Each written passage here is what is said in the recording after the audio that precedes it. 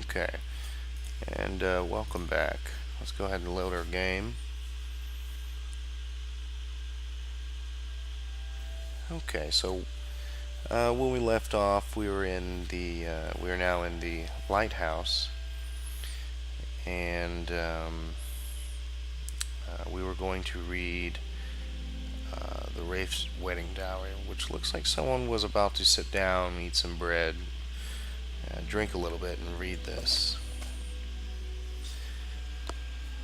So let's go ahead and read this. It's called The Wraith's Wedding Dowry by Voltha Gramyamyort, translated by Apthorn. It says, "The poets are right. There is something life-changing about being in love," said Kepkanja Gramafang, sometimes called the Wraith. "I haven't wanted to rob anyone or anything in weeks. Why, the other day I saw the door wide open at a wealthy merchant's house, but my mind was fully occupied with what I should wear on my wedding day." "You have been out of the right society for very long now," frowned her friend Cargal approvingly. "You never told me what happened to your first husband, the one with the shaman gave you. Actually, I was going to read this. Hold on, let me go to settings. I was going to turn down the music. I listened or watched the video last time, and I noticed it was just a little too loud. So let's turn down a little bit there, and we'll return to the race wedding dowry. "Torn apart by ash ghouls," smiled Kipkangja dreamily. "It was rather saddish, but I know nothing like that would happen to Wadwork. No life of adventure for him. He's practically an Imperial. In fact, he is one. Did I tell you how we met?" "Hundreds of times," grumbled Cargal, reaching for his flagon. "He was your jailer, and he refused you food until you promised to marry him." "Have you ever heard of anything so madly romantic in all your life?" sighed Kepkanja, and then grew serious. "I was going to say that I hope my old friends will wish me well, but as old Bosriel used to say, there's no point in hoping for what cannot be. We'll leave with the Imperial Knights for Balmoria immediately after the wedding. But as long as we're in Dragonfell, the gang will find some way of disrupting my love life and bring me back to the light. I know it." As the days approached towards the Wraith's wedding day, there was certainly something sinister in the air that Kepkanja could smell when she was not transported by heavenly bliss. Dark figures seemed to shift in the shadows and disappear when approached. She recognized the clothing of some beggars near Wadwar's cottage as costumes, but the mendicants hurried away before she could recognize which of her old gang was stalking her. But these moments of apprehension were few. Kepkanja was truly happy, making arrangements for the ceremony to be performed at the very dungeon where Wadwarg had imprisoned her. Her father was long since dead, another victim of the Ash Ghouls, but her fiance's commander volunteered to act in his behalf. Of course, Kepkajna.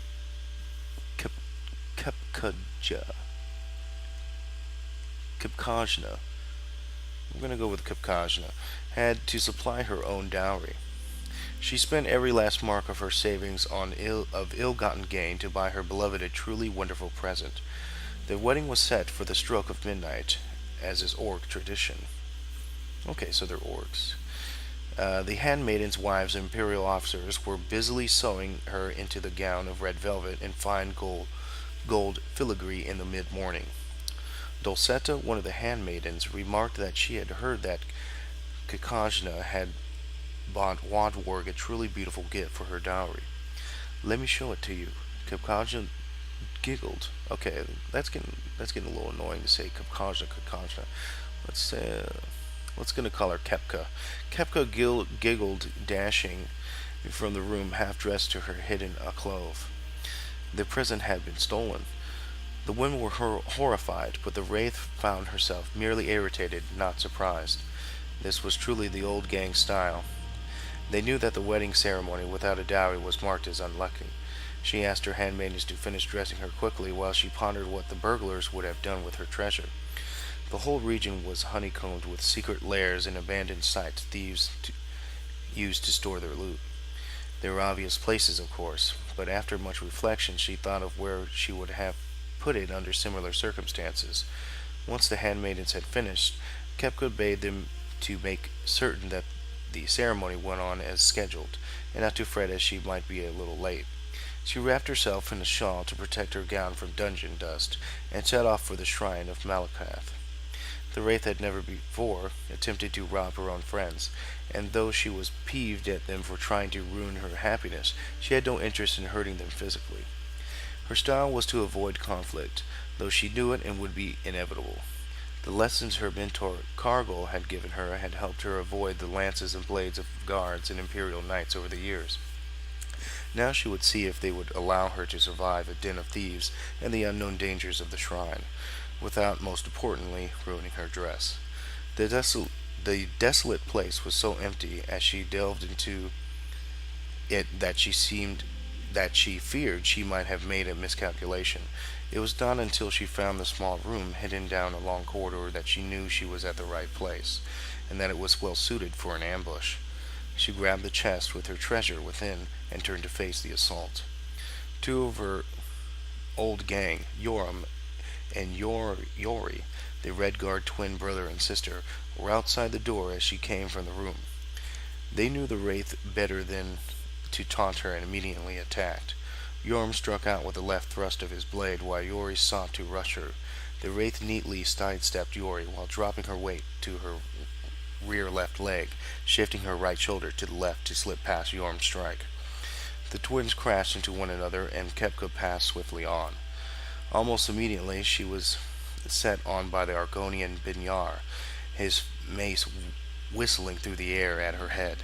They had never much liking one another. The wraith snapped into a duck, so the mace whacked in with a tremendous clamor against the stone wall. Binyar was thrown off balance, giving her a few seconds, hurrying up the passage. Ahead she could smell the fresh night air. Excuse me. The last of her dowry's defenders was Sorogth, an orc with whom she had shared a brief romance. It was he who Kepka knew had masterminded the theft. In a way and in context, she thought his devotion to her misery was rather sweet. At the moment, though, she was most concerned with avoiding his barbed axe that seemed ideal for breaking her dress's fine stitchwork and the flesh beneath. Bending her knees slightly, bobbing to avoid strikes to the head, weaving her head to confuse Sorgoth of her next move, shuffling her feet arrhythmically. That's a new word for me. The wraith made an impossible target. She ducked inside her thrust, sidestepped his swings, and then sidestepped his thrust, and ducked his swings. And erratic as she tried to make her defensive moves, Sorgoth still kept pace with her, refusing to budge from his position at the dungeon outlet. Midnight was coming, and the wraith finally decided that she must end the confrontation. When Sorgoth swung out next, she sidestepped to her left, swayed down, and ducked her head, so the axe whistled over her right shoulder. In that instant, his right side was exposed, and she reluctantly smashed the chest hard into his torso. There was not enough time for Kepka to see if she had killed him or merely knocked him unconscious. In truth, she thought of nothing else but rushing her wedding ceremony. At precisely midnight, Wodwarg and Kepka were united together. He was delighted with her dowry gift, a fine suit of armor that would make him the envy of other imperial jailers. Even more, he was enchanted by his wife's tale of retrieving it from the shrine of Malakoth. "Did it occur to you to put on the armor when you knew that it was an ambush?" he asked. "I didn't want to dent your present," she replied, between kisses, "and I certainly didn't want to wrinkle my gown." Okay, so, wow, what a woman. Alright, let's see where this door leads to. Okay, so it's top of the lighthouse here, and we can get a nice view of all of Sedanine. Okay, let's see what's at top. I don't believe there is anything on the top here except for the actual light for the lighthouse. No.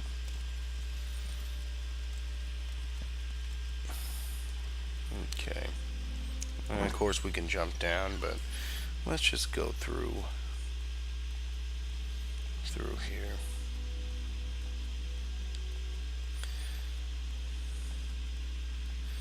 Okay, let's exit the lighthouse, and I'm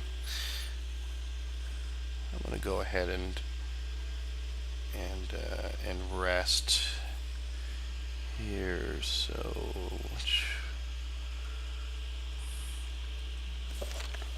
trying to figure out which button it is to wait.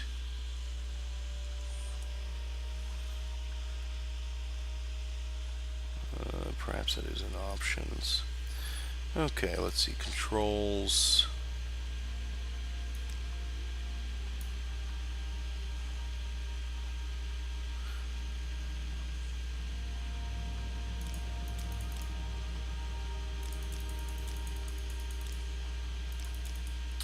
Okay, rest is T.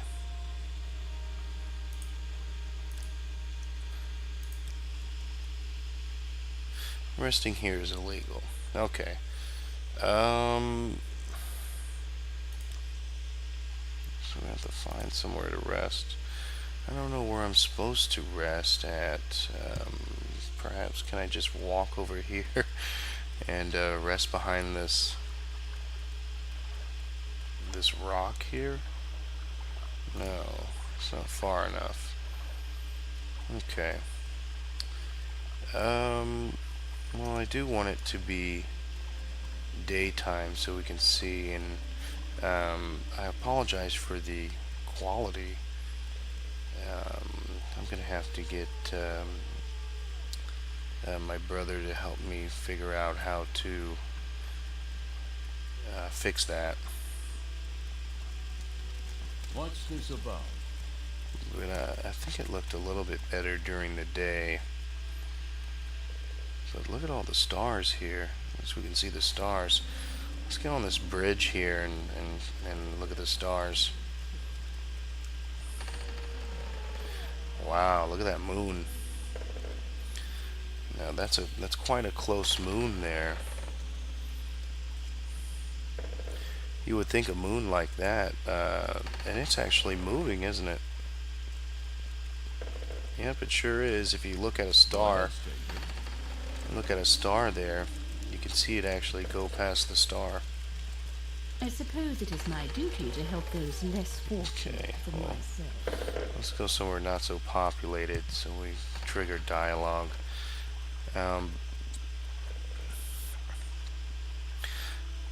Now, is that a constellation there?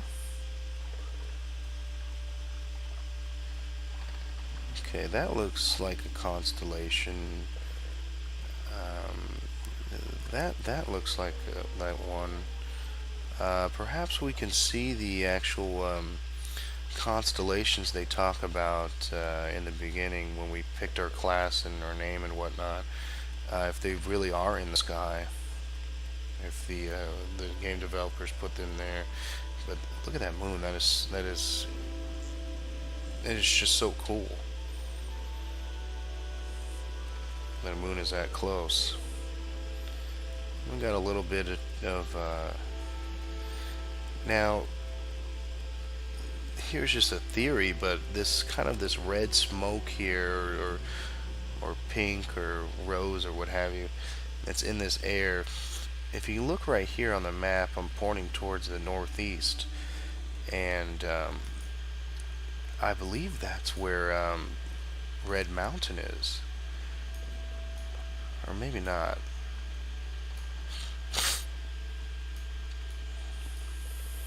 I was thinking that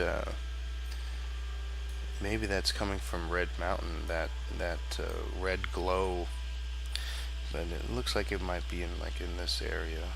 Perhaps it's just for effect. But we do have some new markers here in our map: Caldera, Balmora, all the things that the bartender in Arel's Trade House had talked about. Vivek, which is the largest settlement in Vardenfell. Ebonheart here. and Pelagiad, which is fun to say. Pelagiad. Okay, so nothing else. Okay. Looks like this woman is stuck. Here's character is stuck. Okay, so here's another one we can go into. This is Drerin Thoralis' house. Okay, and he is also a Dunmer. Let's talk to Drarin here. Okay, so pretty basic dialogue, basic options. Let's ask him for a rumor. He talks about the tax collector. Okay, here's a new one. He says, stay away from the mud crabs, swamp fever, or join the tribunal temple. Initiates get free cure disease at the shrines. Okay.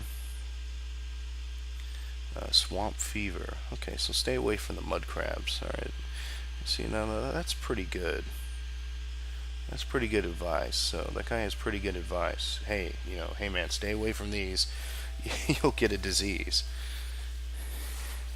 Might be the best advice we've gotten so far. Let's ask him a secret if he's got so good advice.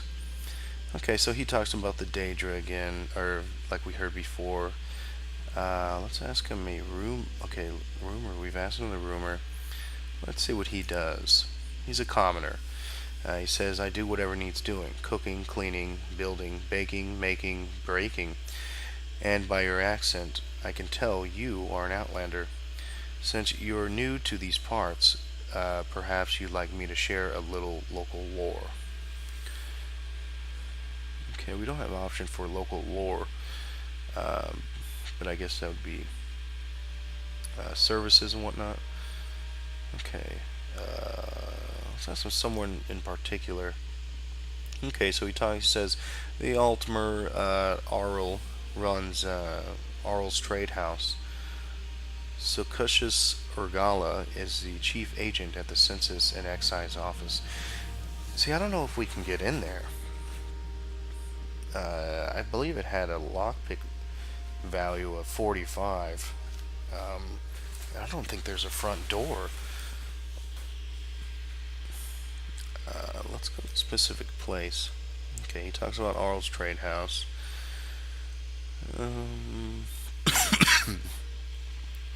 Excuse me. Let's see here. Asked him his trade, sent him his background. Okay, just tells him his name. He's a commoner. Okay, so not much from Mr. Gerard in here, except for that great advice about the mud crabs and the swamp disease. Okay, he's got basic things: eggs, salters, cupboard. Has the same house, not good as tapestry as the lighthouse, but they are tapestries nonetheless. Okay, he has a chest with lock level 10, and we've checked all this. Okay, so pretty common stuff. Let's go look at this sign here. What does this say? Okay, so this is the way to Ebonheart, which is right next to Vivek to the west. We have Balmora, which we need to go to, and we'll probably take the Silt Strider there. I don't feel like walking. Pelagiad and Vivek, Sedanin, of course. Halawad,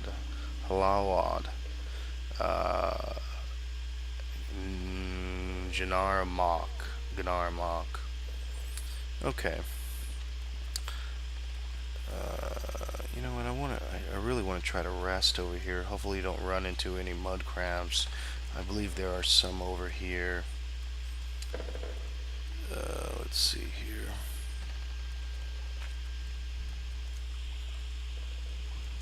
Okay, so we can rest right here.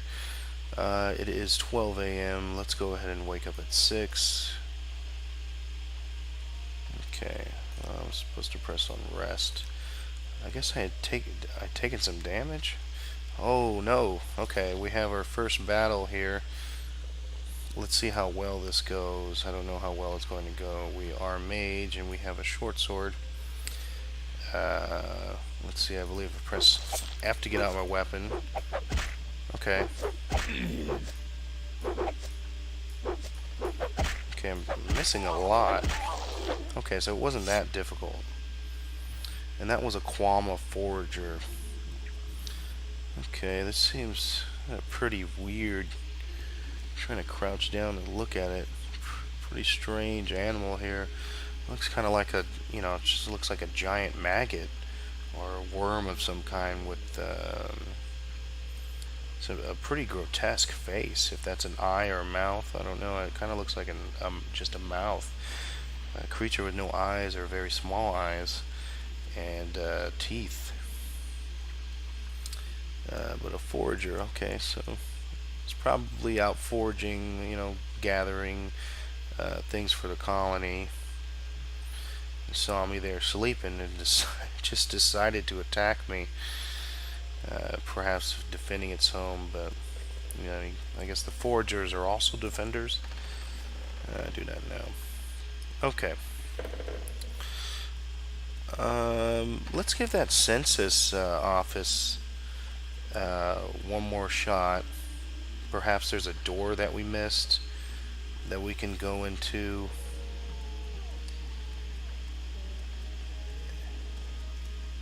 There's a silt strider. And once again, I apologize for the quality. I know it's very choppy. It wasn't as choppy like this before. So I don't know what's wrong. Perhaps I'd Yes. do something to the computer or what. But okay, here's a census office, and we'll probably come back here later. There's got to be a reason for the building. When we try to open it? Okay, if we try to open it, it's just locked. Can't go through the window or anything like that. Okay, and there's no door over here. Okay, so that's basically Saint Anine, and I'm just gonna cross the water here because it's just a lot quicker, and I don't feel like dealing with all the choppiness of the town.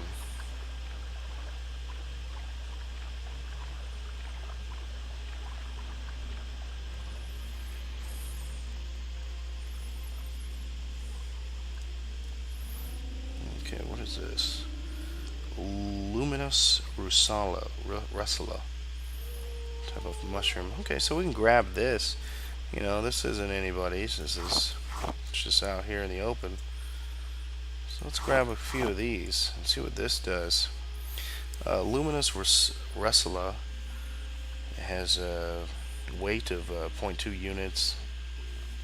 It's inexpensive. It's one value. It has a value of 1. I guess it helps in water breathing. And we'll take the third one and leave. What's this one over here? Let's see what this one is.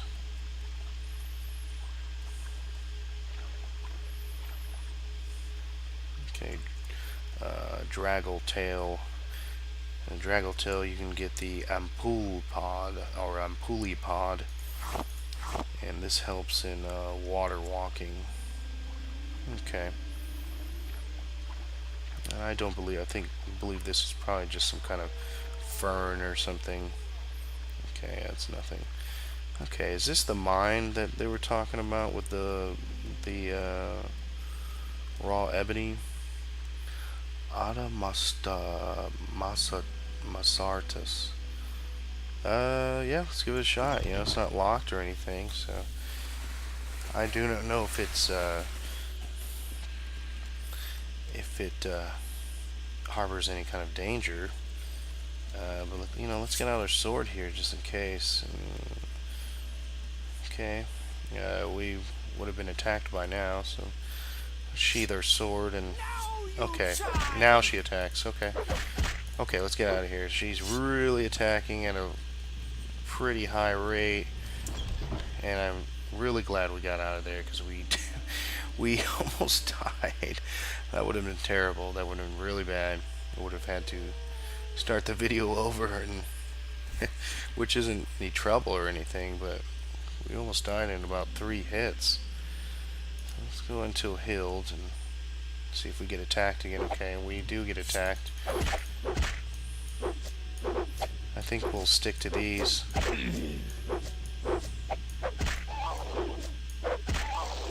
Okay. Might want to just stick to this one comes with a Quama Cuddle. Resist resist poison. Okay. Let's try to rest until healed again. Alright, it's almost nightfall again. So let's go ahead and so that we basically covered Seydanin pretty well. And I guess I could go back and we haven't spoke to one of the guards yet, but that's okay. They're just general guards, you know. But we'll talk to one in Balmora. Let's check out this Silt Strider and what this man here has to offer, or this Dunmer. Why walk when you can ride? Dervame Halaran. And that's one of the quotes that I remember in the game that was one of my favorite is why walk when you can ride. So let's see what he has to say. He says, "This is the seaport village of Seydanin, Outlander, in the Bitter Coast region. I'm a caravaner, and I manage the Silt Strider port here. Tell me your destination if you're looking for a ride, or if you're new to Seydanin, I can help you with local services, or any specific place in Seydanin you're looking for." Okay, and he asks us if we want to know someone in particular. So let's click on, let's ask him about the Silt Strider. Okay, which actually it looks very much like a flea, just very enlarged flea. Silt Striders carry passengers and cargo between settlements on Vardenfell. Fares depend on distance to be traveled. Silt Striders are giant insects. A compartment for passengers and cargo is hollowed from the creature's shell. The driver directs the beast by directly manipulating exposed organs and tissues. Really? Wow, that's a little grotesque and interesting. Silt Strider, a little bit more interesting though. Silt Striders travel between Alderaan, Balmora, Seydanin, Saran, Genesis, Malagmar, Margon, and North Landing near Vivek. Okay, is that all they travel to? We'll figure that out later. Okay, so let's ask him about his background. He's a caravaner. I think that's how you say that. I always want to say caravaneer. Destination. I can take you by Silt Strider from Seydanin to Balmora, Vivek, Genesis, and Saran. Okay. Dunmer, we know about that. See if he has a rumor. He talks about the tax collector, and here's a new one. Okay, well, most Outlanders stick close to the Imperial Guilds and the Legions, but you might consider service in one of the Dunmer Great Houses. They aren't real fond of Outlanders, and you have to look around hard for a patron, someone who'll speak for you, help you in advance to the higher ranks. But the great houses are where the real opportunities are. House Halau and... Okay, so we have read this before in Arl's Trade House, yes, because we wanted to join the House Tavani, the wizard house, because we were mage. Has he got any advice? Okay, that was the advice. How about a secret? Okay, he talks about the Daedra. But I think these... Oh, he talks about Daedric ruins. Okay, so let's bring this up here. He says, you're an Outlander. Maybe you don't know about the kinds of Daedric ruins we have here in Morrowind. Daedra cults worship in bad Daedra. You can learn more about that at the temple anyway. At the temple. Okay, so we'll go to the temple, and we'll... there's probably books or people there that'll teach us about more Daedric things. He continues on to say, anyway, long ago, before the temple put a stop to it, people used to worship bad Daedra, Molag Mal, Malakoth, Sheogorath, Shoggoth and Marunus Dagon at Daedra shrines, but lately, since the Empire came in, some people have taken up worshipping the bad Daedra at these old sites, and I warn you, these are dangerous places. Okay, so pretty interesting stuff here. I have heard of Shegorath. Man, I don't know how to say his name.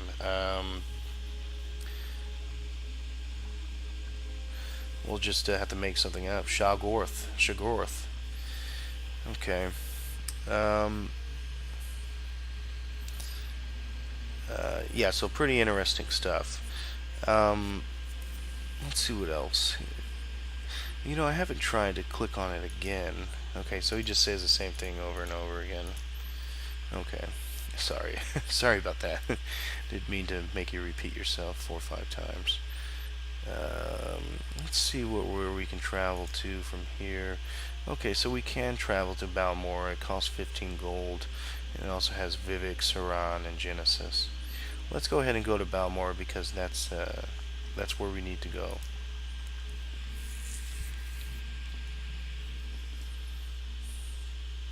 Where would you like to go? Okay, so this is Balmora. Now, before we go ahead and explore Balmora, I'd like to fix this graphics issue that I have going on, or this there's a lot of lag and I guess latency, or not. Wouldn't be latency. It would be more. It just it looks like shit. So I really want to fix that before we dive into Balmora because Balmora is